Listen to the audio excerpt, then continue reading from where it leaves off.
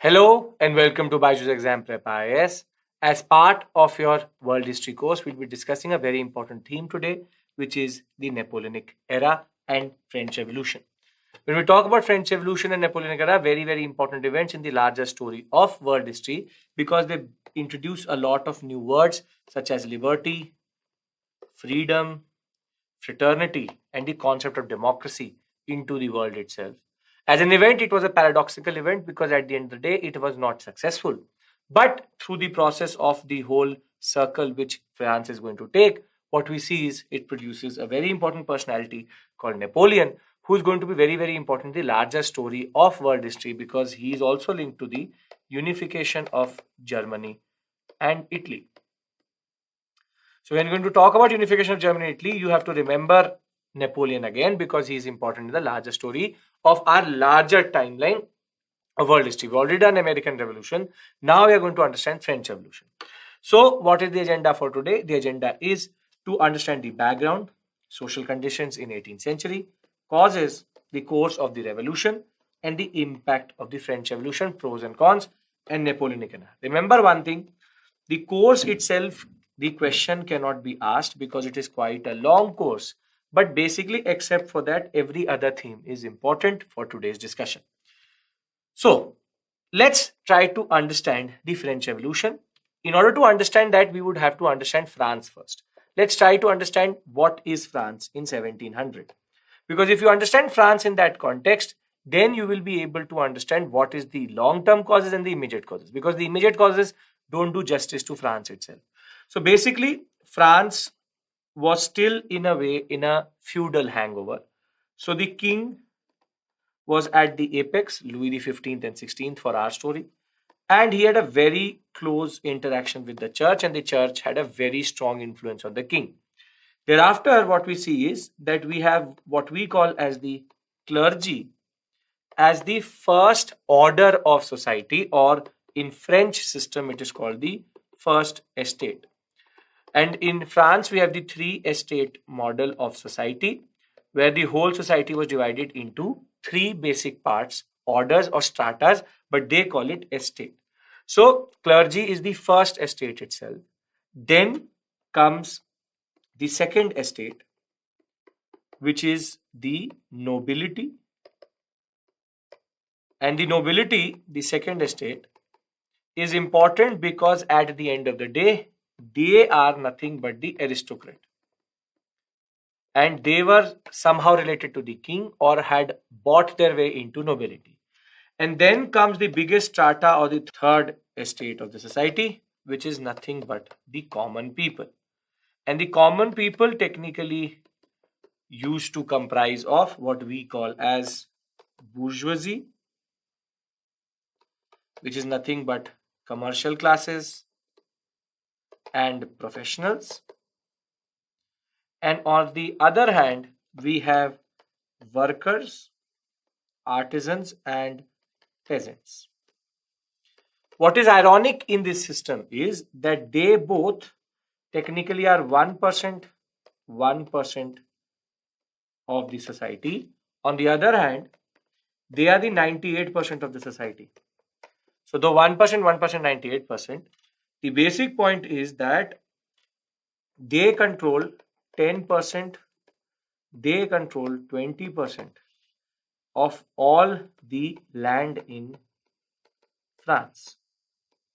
And over and above that, this strata, which is basically a very diverse strata, has access to 70% of the land, but not the fertile land.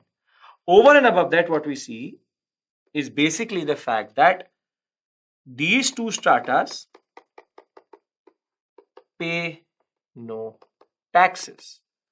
On the other hand, all taxes are paid by the third estate. So basically, what we can understand here is that it's a society based on inequality and a society which is based on basic discrimination and exploitation of the third strata. The third strata itself, or the third estate itself, technically is the one which is getting discriminated against. So when we talk about the basic tenets of the society itself. It is a society which is based on discrimination. There are still feudal elements in it. There are, over and above that, there is inequality, there is corruption, and basically, when there is corruption, there is inequality, there is maladministration. And when it is that, the basic point is that the workers and the peasants were under a lot of distress, which means that there were situations close to famines, and bread riots used to happen in France. And basically, the first and the second estate do not pay any taxes. And at the end of the day, they are the most privileged also. Now, the basic point is, because they're the most privileged and they pay no taxes, they are extremely powerful in the society. And the bourgeoisie, which is the commercial class and the professionals, they were getting a lot of money because of the commercial expansion of the world, the discovery of the new world itself. They were getting economic wealth, but they were not getting what we call as social prestige. Now, this means basically the whole society is based on inequality, discrimination. The other aspect which you need to know before we enter the basic story is the fact that how power was divided. The power was divided where the king has absolute power, is an absolutist monarch, but there was something called the estate general under him. And the estate general itself is a very interesting organization which, remember, since 1614 had not met, meaning after 1614 did not meet. So it was there for a very, very long time. But our story will start in 1789. Basically, between 1614 and 1789, there was no meeting of the estate general. Estate general had a peculiarity that it had representatives of the first order or estate, the second estate, and the third estate. And for example, it had 100, 600. The point was, when you cumulatively take decision, it only was one vote, one estate.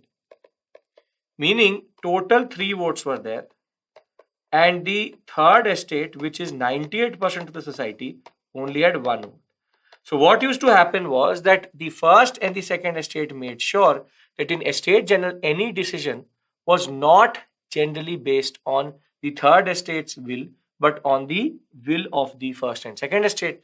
And the first and the second estate had made sure that all taxes, all burdens, all inequality was pushed onto the third estate. So basically, this representative institution was not representative itself. And this becomes the basic problem of France, that France was a proper feudalistic society with a lot of inequality and discrimination, with a lot of economic issues, and we are going to discuss that. Now, the next point which you need to know is what changed. Basically, since 1500 to 1700, the long-term cause or the long-term concept is very, very simple, which is that society is based on social discrimination. There are no representative institutions. And if it is no representative institution, social discrimination, the next point which becomes important is that with this, there was an economic crisis brewing away. Taxation only of the poor. By 18th century, they all will get influenced by what we call as Enlightenment scholars. Basically, Enlightenment scholars are very, very important in the larger story. Why? Because they will introduce the concept of social contract, the concept of separation of power, and rationality. That the basic point is church authority is corrupting, and that is how church authority should be away from the basic concept of what we call as church political nexus with the king. So France was already at a tipping point with a major economic crisis. And these ideas will now start to influence the third estate. And the third estate will start to think differently. And this is the basic context in which you need to look at the French Revolution. Because the French Revolution itself is a product of a lot of very important moments coming together and a lot of different grievances coming together. So France, one of the second largest countries at this point of time in Europe, and the second largest population also, basically was a very, very important country because of its location, has access to both the Mediterranean and the Atlantic. But because of its social order and its basic problems of administration, it had now turned into a feudal backward state itself. And the background is that the Enlightenment ideas will start to spread and in turn will create a new type of thinking. And that thinking is going to be the French Revolution and its ideas. Reason and human freedom over tradition and religion was the now new type of influence which was coming through. Rise of middle class, availability of printed material encouraged political awareness, and the American Revolution itself had given the world the first democratic republic. So basically, in that sense, it becomes important in the larger story of what we call as the world history, because these two events are very, very important because of the fact that basically they bind the basic ideological background of all which is going to follow hereafter. So now France was still governed by the ancient regime. This is the French spelling of what we call the ancient regime, but it's a way of saying that it was still in the ancient regime, which was a three-level rigid social structure, which we call as the three-estate model, and characterized by autocratic nature, extravagant rulers, privileged nobles and clergy, landless peasants and job workers. Basically, it was the best definition of what we call as aristocratic privilege and poor discrimination. There was a crisis in French monarchy generally because of their incompetence. And the basic point which you need to understand here is that France was not a country which was weak because of its society or because of its resources. It was weak because of how the society was divided and how the resources were being used by the monarchs and the aristocrats. So, let's understand this structure again, just as a form of revision. First estate is clergy, second estate is nobility, thereafter, third estate is big businessmen, merchants, court officials, lawyers. They are technically called the bourgeoisie. Peasant and artisans, small peasants, landless labor, and servants. So basically, they are the 98% of the society, 1% of the society, 1% of the society. But power wise, they hold all the power. And these businessmen, though they are becoming more and more wealthy, economic mobility is there, social mobility is not there. So, what we see is that the causes of the French Revolution are based on this basic pyramid.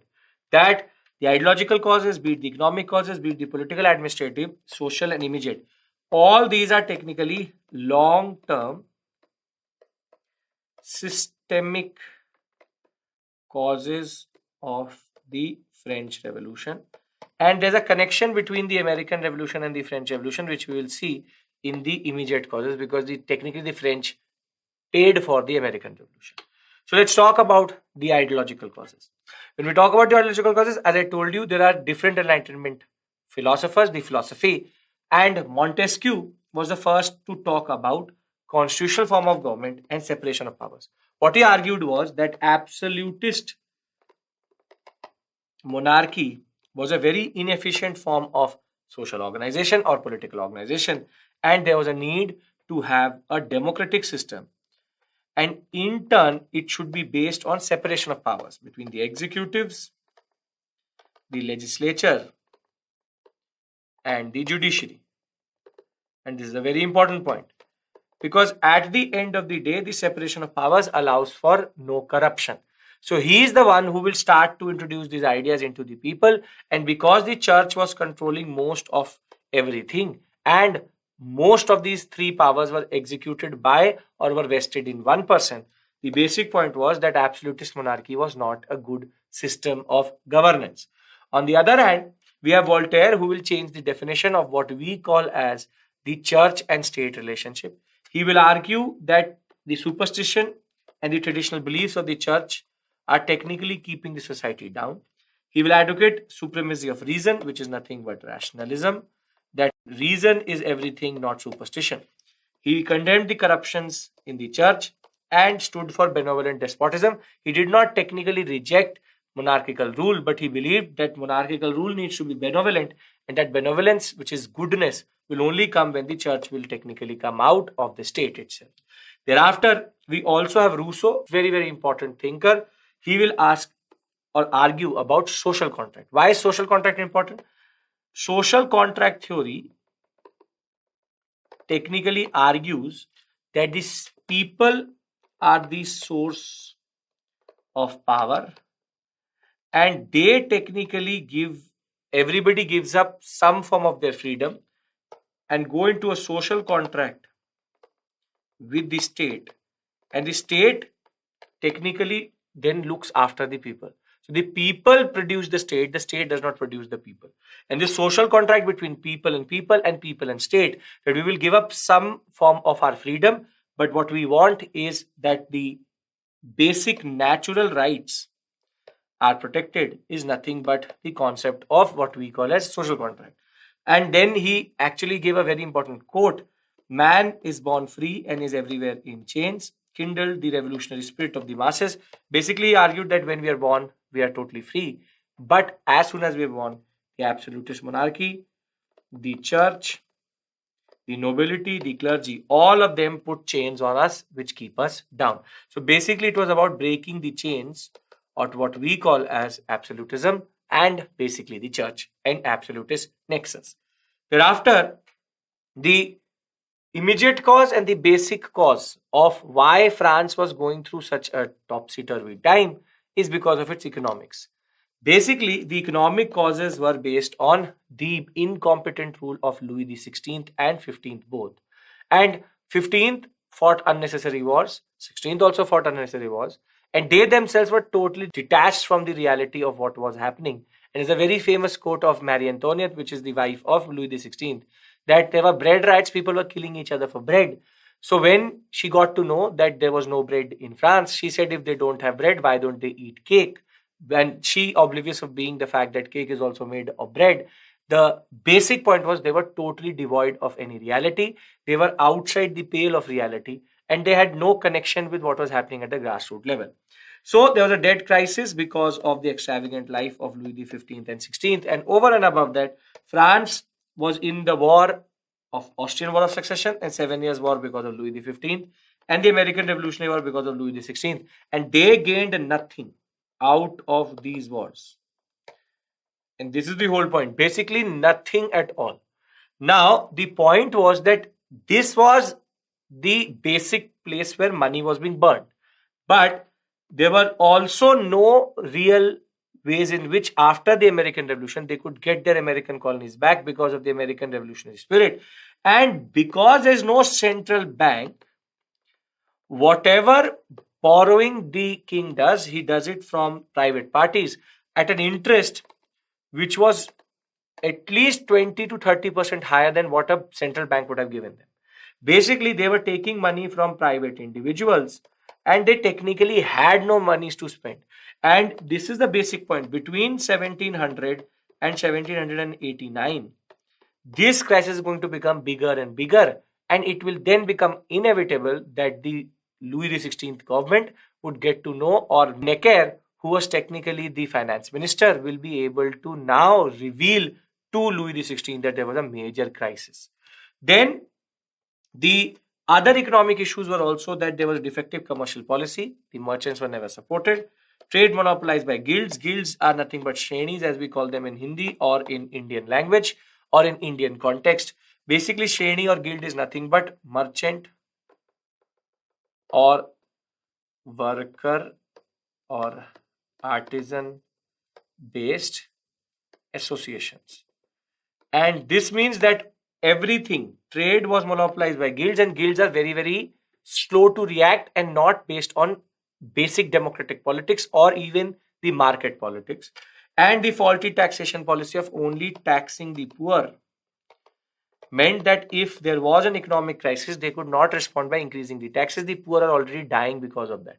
So basically, economically, they have one of the worst systems in Europe at this point of time, and they need to react to that. Now comes the political administrative causes, which is nothing but they had proper defective administration, no representative institutions, whatever there was after 1612 had not met. Inefficiency and corruption, basically in the church also and in the state also. Then absence of local self-government and excessive centralization, which means that king had all the power and the king himself was incompetent. And the privileged groups opposed any form of reform where the power could be transferred to the people. And basically this will become the starting point of what we call as the French Revolution itself. And when we add to it, you will see that the famines which were going to happen in the depression of 1778, 1780s, will see a lot of famines and inflation. Failure of crop in 1787 itself. And the same year in which the French Revolution will start, there was again a major famine, which is called the Great Fear period. The basic point is that people dying of hunger means that there's a basic economic and administrative crisis. So the picture which I'm trying to paint here is that it's a properly, very badly maintained society and whole structure, which was based on the concept of just taxing the poor, making them pay. And famines, inflation, crop failure was the ground reality of France at this point of time. Thereafter, the 1789 period, as I told you, was the general panic before the revolution, Great Fear period, in which several rural unrest will happen, bread riots, the peasants will go into the manors and or the estates of the big aristocrats and loot it. Rumors of aristocratic plot to starve off the population itself led to a lot of mobilization of people. People armed themselves and attacked the manor houses in order to get whatever they could. So basically, social struggle and conflict was already in the ranks. Now, the social causes are nothing but the long-term causes and the grievances of each and every part of society. So the bourgeoisie, economically very, very powerful, but not socially. And the point is that they wanted more power, they wanted more representation. Comprised of moneylenders, businessmen, teachers, advocates, doctors, grew rich by trade and businessmen, and basically highly dissatisfied because it wanted social mobility, political representation, and efficient administration. They believed that France could rival, but not at the pace at which France was going at this point of time. On the other hand, the peasants and the artisans, they have their own problems. The artisan laborers, meager wages, long working hours, they're more or less dying of hunger. And the peasant or the farmer is more or less landless, hunger, and huge tax burden. Both of them were taxed by both the church and the state. So basically, the problem is that all of this is compounding a lot of issue. And that issue is that France is overheating. It is overheating with social conflict, with economic crisis, with administrative inefficiency. And when you add all of this to the basic trigger was the American Revolution. That political incompetency, social crisis is there. But what happens is that the American Revolutionary War, which was for the American Revolution between 1775 to 83, the point was the French were the ones who were actually funding everything. And France actually gave the Statue of Liberty to America to celebrate their freedom. But basically, this led to a basic worsening of the state of finances and spread of revolutionary ideas within France with the Enlightenment itself. But now there was an economic crisis. And that economic crisis was going to technically bankrupt the king. And the basic point is this is the trigger. It is the economic trigger which is going to technically trigger the French Revolution itself. Now, this is a very important point. This context of economic crisis is the context in which the finance minister Necker is going to float a lot of loans, but Necker presented a false account to the king for a very, very long time. And finally, when in 1781 he will tell the king that there is an economic crisis, that you're going bankrupt from 50 million francs being in surplus, you are now 50 plus, meaning close to 110 million francs in debt. The problem was now the king will first remove him and bring another finance minister called Calon. And Calon will be the one who will try to bring in financial reforms. So till this point, everything is causes. Hereafter, we technically go into the course, because once Calon and then his replacement Briny will come through, they will be the ones who will start to trigger the French Revolution, and that trigger will come from an way of answering how the basic economic crisis could be answered. So when we talk about the basic course of the French Revolution, you should understand one thing. The causes are very simple. It's long-term causes of what we call as socio-economic crisis and political incompetency. An immediate cause, remember, is the fact that the French Revolution will be triggered by the American Revolution and the Revolutionary War. And the basic question was, there is an economic crisis. What do we do about it? And that will in turn trigger the French Revolution. And now what we are going to see is how they are going to answer this question and how they will technically lead up to the French Revolution itself. So let us understand the course. So before we go into the basic slides and understand what is the basic course, I would like to give you an overview here so that you have a story inside your mind whilst I'm going through the slides, so that you know where you are. So basically, 1781, Necker is removed, and the person who comes in is Calon. And when we talk about Calon, Calon gave a basic solution, which was that he said that let us do one thing. Let us call the Assembly of Notables. And the Assembly of Notables is going to convene, which had basically the representative of the first, second, and third estate, but more or less again dominated by the first and second estate. And the basic proposal of Calon was that let us go for reforms in which, for a limited period of time, first and second estate is going to give taxes. And this is the basic starting point of the French Revolution, because he introduced what is the concept of what is called taxes and reforms. That we will tax the first and second estate for a limited period of time. Once we're out of the aristocratic basic problems of what we call as economic backwardness or economic crisis, we will then remove this tax. However, what Calon did was that he introduced, and a very important phase in French Revolution or the French history is that he induced the aristocratic rebellion, where the representative of the first and second estate walked out saying that we will not allow you to tax the first and second estate. Louis XVI does is that you have lost your mind, and he removes Calon and brings in a person called Briny. Briny is an important personality because he was the one who actually triggered the French Revolution. But the basic point was Calon already induced what is called the aristocratic revolution or aristocratic rebellion, under which they said we will not accept anything other than taxing the third estate. And he was sacked because he went and proposed this. So basically, the aristocratic revolution or aristocratic rebellion did was it gave a sense to the third estate that something was going on.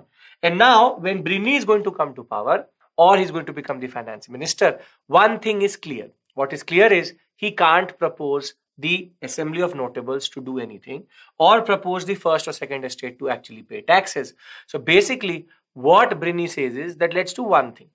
Let us revive that 1612 institution called the Estate General. And this Estate General then technically is going to, what it is going to do is that it is going to again vote, and the first and the second estate will make sure that the tax burden will fall on the third estate and we will increase the taxes. However, what Briny did not remember was that the people in 1612 and the people in 1789 would be quite different. And the date which was decided was in 1789 itself, that we will go for the Estate General. Now, this is the first part of the story. So, Calonne was not able to technically do anything. Now, Brigney has proposed the Estate General to meet. Now, once this Estate General call has been gone that it will happen in 1789, the basic point was that if in 1789 we will have the Estate General, now the third estate wanted more.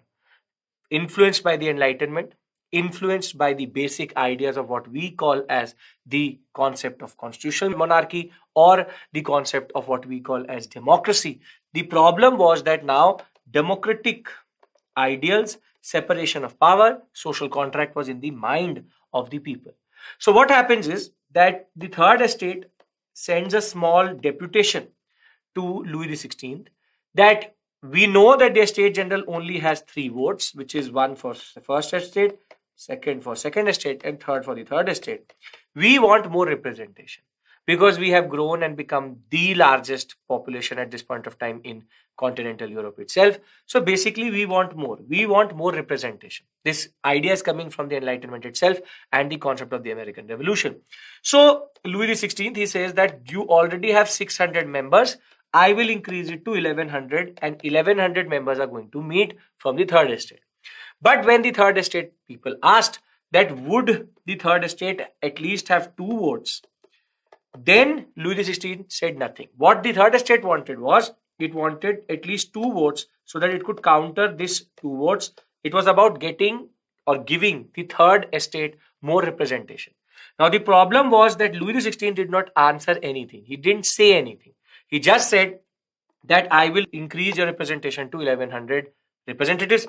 Now technically this 1100 still had 1 vote.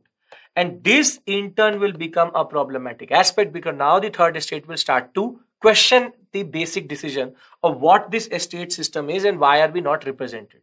Now there is a new revolutionary idea which was coming through that we need to ask for more representation, and we will do that in the Estate General itself. When it will meet, we will ask for more representation. Now this news spreads to the first and second estate, and what they do is, and this is how the French Revolution began, was that on the date of the Estate General to meet, they locked the Palace of Versailles where they had to meet. So the third estate, in response and now fully riled up, what they did was they go to the next door tennis court and take an oath, which is called the tennis court oath, in which the third estate said that we cease to be the third estate, we become the National Assembly, and we will only leave this building, this tennis court, once we have written the new constitution of France. And this in turn has now triggered the French Revolution. And this is what how the French Revolution starts, because it is technically Brigney's decision to call the third estate itself into the Estate General, which in turn triggered this ambiguous answer from Louis XVI, which in turn then led to the third estate going to the Estate General saying that we want more representation, but they're not allowed to enter the Versailles Palace itself. So they go to the tennis court and take an oath and change their name to the National Assembly. Now, the National Assembly, as soon as it was formed, the aristocratic and the priestly class did realize that we need to change our stance. But now by 1789, the new constitution has been written. They said we will bring back or bring in democracy. Democratic means of government. Now what happens is Louis XVI gets to know that the National Assembly is writing a new constitution. So what he does is he starts to move his troops in and out of Paris. And the people start to get to know that the army is moving inside Paris. So what happens is that the people who are now or were previously rioting on the streets for bread, they get to know that the army is coming in. So what they do is that they say that we need to protect the National Assembly, which is technically writing a new constitution for us. And what they do is they start to riot in the streets and make sure that the army is not able to reach the tennis court. However, they needed arms and ammunition. And what happens is that the basic decision which is taken by one of the crowd is, let us go to Bastille, because in Bastille we will find arms and ammunition, because it was one of the biggest armories in France at this point of time in Paris. And it is in this context where people wanted to protect the National Assembly that we have what is called the storming of the Bastille. This is the National Day of France. It is still today called the National Day. And the people first free all the people who were prosecuted for what are called basic taxation violation, and they take the arms. And the National Guard then takes an oath to protect the National Assembly, that they will make sure that the French Revolution, or technically the Constitution, is written. So the National Guard is formed, the National Assembly is now writing the Constitution. However, just writing the Constitution is not a solution, because at the end of the day, France was still in a crisis, an economic crisis. So though by July of 1789, they are writing a constitution writing is a lengthy process. So what happens is, by August, the great fear is back and people are still again riling on the streets. People are hungry. So now the National Assembly believes that it has to do something, because if it doesn't, then it will go out of hand. And it is in this context that in August of 1789, they will release a very important document which we call as the Declaration of Rights of Man and Citizen. And this in turn is technically the mother of all constitutions, because it introduces a very important set of concepts.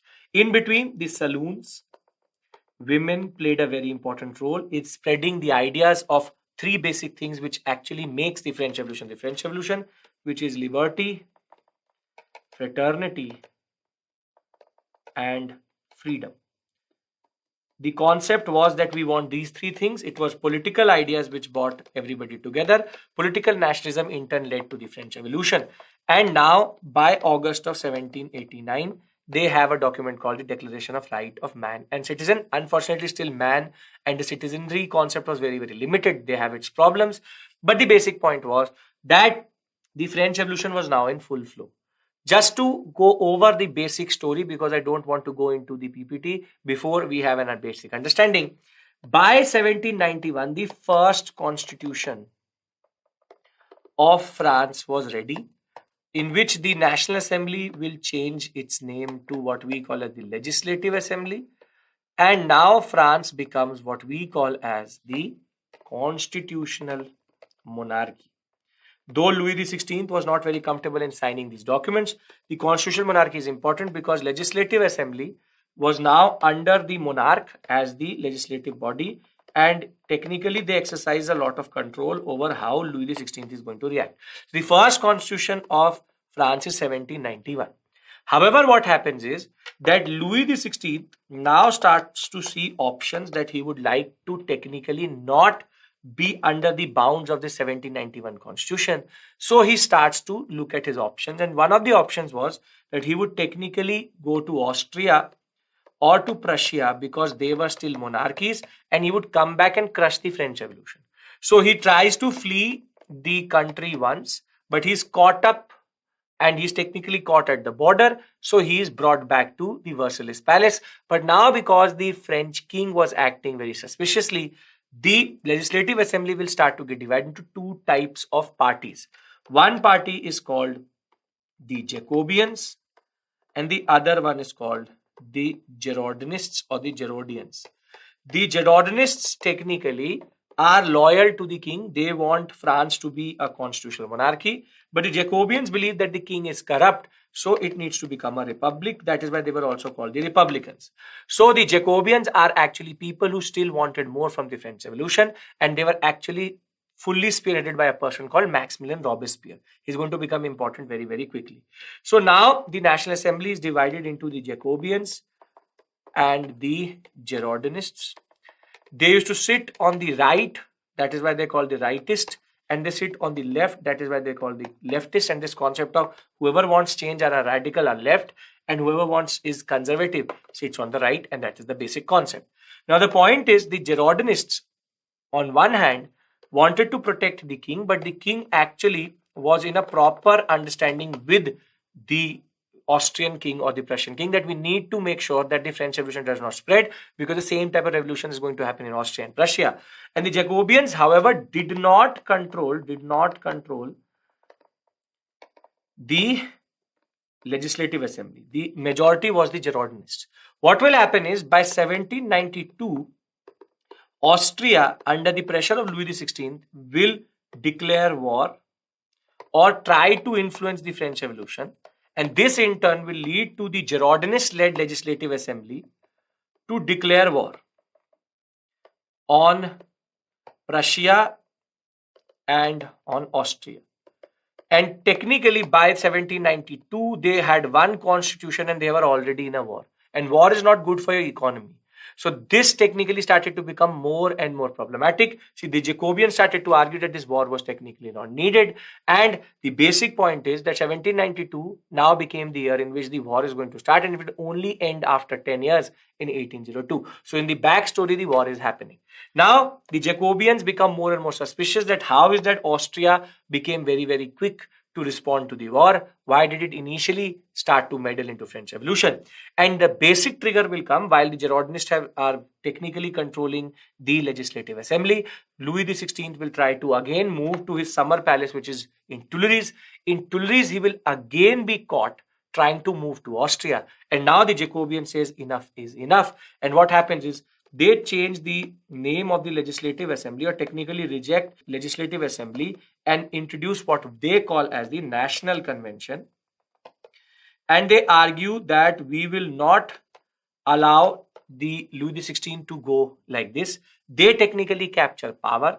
And once they capture power under Maximilian Robespierre, they will now try to look at the ties between Louis XVI and Austria, and they will find a link where he was trying to entice Austria to attack France, and he will be then deemed as a traitor. The National Convention will now fully be controlled by the Jacobians. Legislative Assembly will be disbanded, and finally, in 1793, the Jacobians will technically remove or abdicate the king. Louis XVI will be killed, and in 1793 they will write another constitution, which is a republican constitution, and France will become a republic.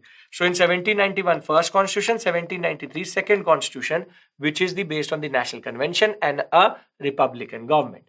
However, rather than implementing this constitution of 1793, Maximilian Robespierre, who was the leader of the Jacobians, he will technically take over as the basic, what is called the controller of what is called the Council for Public Safety or the Committee for Public Safety. And there were two committees which were created, Committee of Public Safety and Public of General Safety. The basic point was that he said that before we introduce this new constitution, I would like to cleanse France of all the loyalists.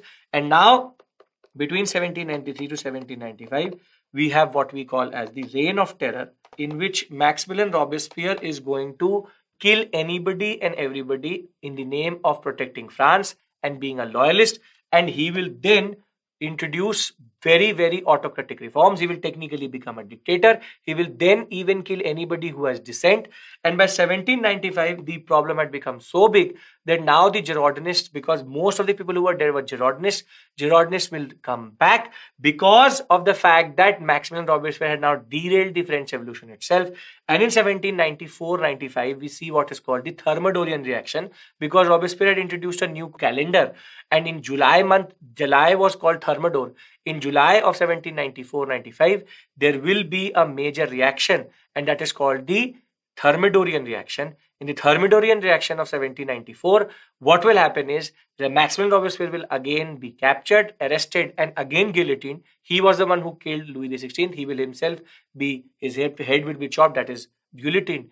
And in 1795, they will write a new constitution, which is called the Directory Rule. And this Directory Rule is important because now not one but 5 directors are technically going to control everything. And there will be 2 houses of the legislative council and legislative assembly. So there are 2 houses of legislature.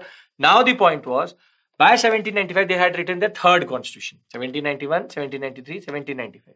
The directors will technically be able to control the country for some years, but by 1797, the directors themselves started to become more and more restless and wanted to capture power. There will be one attempt in 1797 when Jacobians will again start to enter the legislative councils. They will believe that the Jacobians are back, but then Sayes, a very important person who was also the leader of the National Guard, will try to capture power, but that will be somehow stopped in 1799 by a person which we call as Napoleon. And Napoleon will finally capture power in 1799 and introduce what we call as the consulate rule. So by 1799, Napoleon had captured power and written the fourth constitution of the French Revolution, which is called the consulate rule. He will become three councils, three legislative assemblies, and this was the period in which now France will become stabilized, because between 1799 to 1804, we call it the Napoleonic period of consolidation. However, this is the paradox of, and we'll go into the details when we look at the PPT. The paradox of the French Revolution was that in 1804, he will then proclaim himself as emperor, and between 1804 to 1815 we have what is called Napoleon as emperor. They started with monarchy, they were ending with what is called emperorship. In 1815, Napoleon will be defeated, and somehow the Bourbon dynasty was back, and in 1815 we have Louis the 18th who will come back. And this is the whole story of the French Revolution. We'll look at it in much more detail. But basically, this is the whole merry-go-round which France is going to take. It started in 1789 as a monarchy which was fully absolutist. In 1791, it became a constitutional monarchy. In 1793, it became a republic. Thereafter, in 1795, it became a directory because of the fact that there were 5 directors, that is why directory. Then in 1799, it became a consulate rule under Napoleon. Consulate means 3 councils, 3 legislative houses. In 1804, finally, Napoleon will automatically proclaim himself emperor, and by 1815 they were back to the same monarchy. Louis the 16th came out of what is called the Bourbon dynasty. They were again back to Louis the 18th. And this is why the whole French Revolution is called a paradoxical event, because it technically never was able to stabilize. The war will only end in 1802, and it had already started in 1792. So in 1792, they go at war. That war only ends in 1802, 10 years. So basically, this is what is the French Revolution. French Revolution is considered one of the biggest failures in the world, but what it meant was it's the documents which were produced. It spread like anything, and Napoleon played a very important role. Napoleon started as a democratic ruler, became a dictator himself, and this is why the French Revolution is called very, very contradictory event in itself. And the point is, the significance of all this is French revolutionary ideas will spread across Europe. That will be very, very important. But as an event in itself, it was one of the biggest paradoxes in the world, which is a contradiction in itself.